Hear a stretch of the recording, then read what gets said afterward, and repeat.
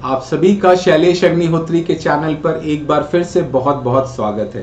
Student, आशा करते हैं आप सभी अपना ख्याल रख रहे होंगे और स्वस्थ होंगे, और इस घड़ी जो हम लोग एडवांस 2021 की जो भी हो सकता है उसमें थोड़ा बहुत प्रिपरेशन कर रहे हैं, और उसमें मेरा ये सहयोग है। आशा करते हैं कि आपको पसंद आ रहा होगा।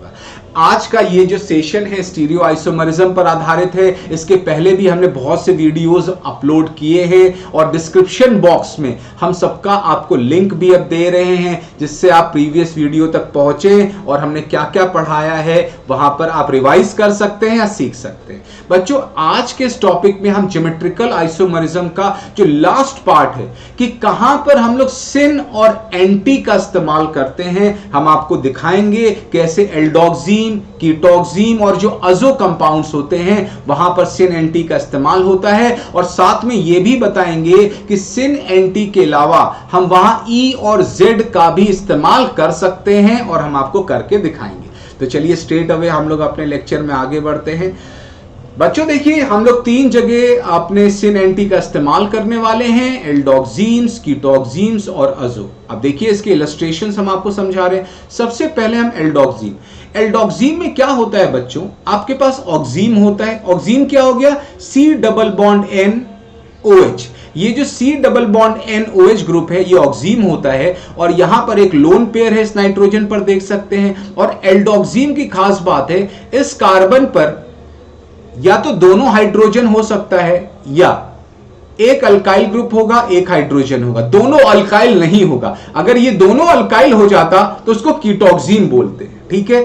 अगर यहां दोनों हाइड्रोजन होगा तो वहां ज्योमेट्रिकल आइसोमरिज्म की वहां पर संभावना ही नहीं होगी, इसलिए वो केस नहीं ले रहे। क्यों नहीं होगी, क्योंकि यहां पर ज्योमेट्रिकल आइसोमरिज्म में ध्यान रखें, ये लेफ्ट और राइट के जो भी डबल बॉन्ड से जुड़े चीज हैं, एटम हैं, उन पे अलग अलग ग्रुप जुड़े होने चाहिए। तो यहां आप देख सकते हैं R और H है, अलग अलग है, और यहां क्या, लोन पेयर को भी हम एक ग्रुप की तरह ट्रीट करते हैं। तो यहां लोन पेयर है और OH है, अलग अलग ग्रुप हो गए, तो यहां ज्योमेट्रिकल आइसोमरिज्म की पॉसिबिलिटी बनती है। अब चलिए देखिए यहां पर क्या हम लोग का सिस्टम है, ध्यान से सुनेंगे।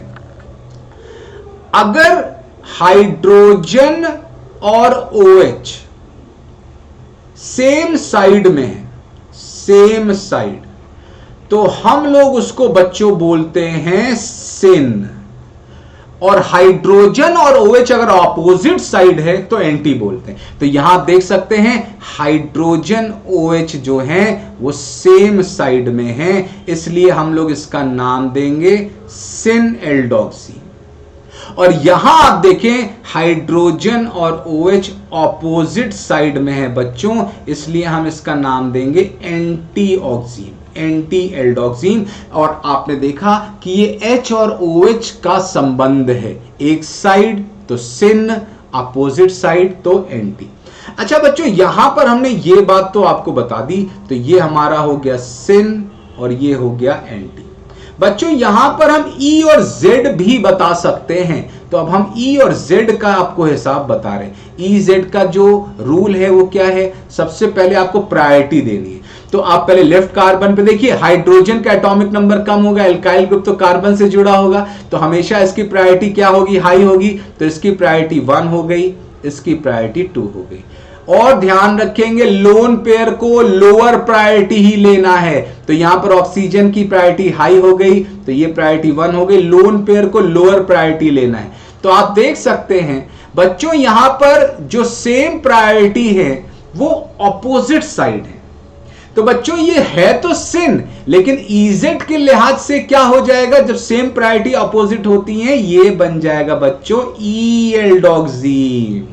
तो बहुत इंपॉर्टेंटली अब दोनों, तो मोर देन 1 का अगर आता है कि वहां सिन एंटी भी पूछा है, EZ भी पूछा है, तो मोर देन 1 में आप ये दोनों टिक करेंगे, सिन भी और E भी। इसी प्रकार यहां देखें तो यहां प्रायोरिटी 1, प्रायोरिटी 2, यहां प्रायोरिटी 1, प्रायोरिटी 2, प्रायोरिटी 1। तो आप देख सकते हैं सेम प्रायोरिटी, सेम साइड है, इसको क्या बोलते हैं बच्चों, इसको बोलते हैं Z, जुजेमेन। तो आप देख सकते हैं सिन वाला एल्डोक्सीन E होता है और एंटी वाला Z होता है, ठीक है। तो आप चलिए अगले केस से बढ़ते हैं हम लोग कीटोक्सीन की तरफ। बच्चों यहां पर हम लोग पहले सिन एंटी समझ लें। ध्यान से देखें, यहां पर आपके पास कई ऑप्शंस है। जैसे आप बेंचमार्क किसको ले लें, रेफरेंस किसको ले लें, OH को। ध्यान से देखें, OH के सेम साइड वाला कौन है, OH के सेम साइड वाला है इथाइल। तो देखिए आपको क्या नाम देना है, सिन, ध्यान से देखें, सिन इथाइल, सिन इथाइल। और फिर कौन सा ग्रुप बचा, मिथाइल कीटोक्सिन। मतलब जो इसके साइड वाला है आप उसके आधार पर नाम ऐसे दे सकते हैं, या आप दूसरा नाम इसका, ये तो एक ऑप्शन हुआ। अगला नाम क्या दे सकते हैं आप, मिथाइल देखिए, मिथाइल को देखिए, ये OH के ऑपोजिट है, तो देखिए क्या लिखेंगे, एंटी मिथाइल इथाइल कीटोक्सिन। आप देखिए एंटी, मतलब आप मिथाइल के संदर्भ में भी नाम दे सकते थे। कैसे, मिथाइल और OH एक दूसरे के एंटी हैं, तो उसके संदर्भ में भी बोल सकते हैं। एंटी मिथाइल माने OH और मिथाइल एंटी हैं, तो आप लगा देंगे इथाइल, फिर सेम ऑब्वियसली हो जाएगा कीटोक्सिन। तो आप चाहे सिन इथाइल मिथाइल कीटोक्सिन बोलिए, चाहे आप एंटी मिथाइल इथाइल बोलिए, दोनों ही सही जाता है, और मोर देन वन में दोनों ही आपको टिक कर सकते हैं। ठीक है, इसी प्रकार नीचे वाले का देखिए, यहां मिथाइल और OH सेम साइड है, तो आप क्या लिखेंगे, सिन मिथाइल इथाइल कीटोक्सिन। और क्या लिख सकते हैं ऑल्टरनेटिवली, इथाइल के रेस्पेक्ट में एंटी इथाइल मिथाइल कीटोक्सिन। ये देखिए, मतलब आप सिन और एंटी दोनों का प्रयोग एक ही कंपाउंड के लिए कर सकते हैं। कौन सा ग्रुप उसके सेम साइड वाला तब सिन करिएगा, अदरवाइज एंटी करिएगा। तो ये इसका तरीका है। दूसरा इसका आप EZ भी कर सकते हैं। तो बच्चों हम इसका EZ भी करके दिखा रहे हैं। तो यहां पर आप देखिए CIP रूल अगर आप यूज करते हैं, तो हमने आपको पहले ही बताया है, ये जो इथाइल है ऑब्वियस सी बात है, हमने CIP रूल बताया है। आप प्रीवियस जो मेरा लेक्चर है, जो भी CIP रूल नहीं पढ़े, बहुत इंपॉर्टेंट है, और हमने बहुत अच्छे अच्छे उदाहरणों के साथ कॉम्प्लेक्स से कॉम्प्लेक्स उदाहरण लेकर CIP रूल पूरा एक्सप्लेन किया है। तो आप प्रीवियस वीडियो जरूर देखिएगा, डिस्क्रिप्शन बॉक्स में सब हमने लिंक देके रखा हुआ है। ये पहला, और ये प्रायोरिटी दूसरा। लोन पेयर हमेशा लोअर प्रायोरिटी होता है, तो ये 2 हो गया, और ये ऑक्सीजन की पहली प्रायोरिटी हो जाएगी। तो आप देखिए सेम प्रायोरिटी सेम साइड है, तो इसको क्या बोलेंगे, Z।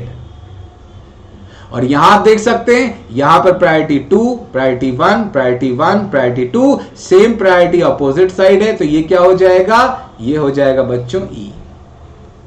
तो कीटोक्सिन में आप Z, E, सिन, एंटी एक ही कंपाउंड के लिए आप 3 प्रकार से बोल सकते हैं। एक ही कंपाउंड के लिए या तो सिन के आधार पर नाम दे सकते हैं, या तो एंटी के आधार पे, या तो Z होगा या तो E होगा। सिन एंटी तो यूज कर ही सकते हैं, और या तो Z होगा या तो E आएगा। तो किसी एक कंपाउंड के लिए, कीटोक्सिन के लिए मोर देन 1 में 3 ऑप्शन आप सही कर सकते हैं नाम के आधार पर। तो इसको आप विशेष ध्यान रखेंगे। अब अगले पर आते हैं, अजो कंपाउंड। अजो कंपाउंड में देखिए बहुत सिंपल है। यहां पर ये अजो ग्रुप होता है। ये क्या होता है, अजो ग्रुप होता है। यहां पर अल्काइल ग्रुप्स को आप ध्यान देखें, 2 लोन पेयर एक साइड है, 2 लोन पेयर एक साइड, और 2 ये अल्काइल ग्रुप एक साइड, इनको हमेशा सिन बोलेंगे। और यहां पर आप देखिए 2 अल्काइल ग्रुप अपोजिट साइड, इनको हमेशा एंटी बोलेंगे। तो बस आप चाहे लोन पेयर को आधार मान लें, चाहे अल्काइल ग्रुप को आधार मान लें। एक साइड दोनों लोन पेयर है तो सिन, अपोजिट साइड है तो एंटी। ठीक है, आप जो भी EZ में कैसे आप नाम देंगे, देखिए लोन पेयर की प्रायोरिटी, तो EZ का भी हम यहां नाम दे देते हैं। लोन पेयर की प्रायोरिटी हमेशा क्या होगी, ये प्रायोरिटी हो जाएगी 2। लोअर प्रायोरिटी होती है हमेशा लोन पेयर। अल्काइल की प्रायोरिटी 1, ये भी प्रायोरिटी 2, प्रायोरिटी 1। तो आप देखिए सेम प्रायोरिटी सेम साइड, तो ये सिन भी होगा, और क्या हो जाएगा, Z हो जाएगा, जुजामैन। और यहां आप देख सकते हैं ये alkyl group priority 1, lone pair priority 2, alkyl group priority 1, ये प्रायोरिटी 2। तो यहां देखिए सेम प्रायोरिटी बच्चों अपोजिट साइड है ना, तो ये क्या होता है, एंटीजन E।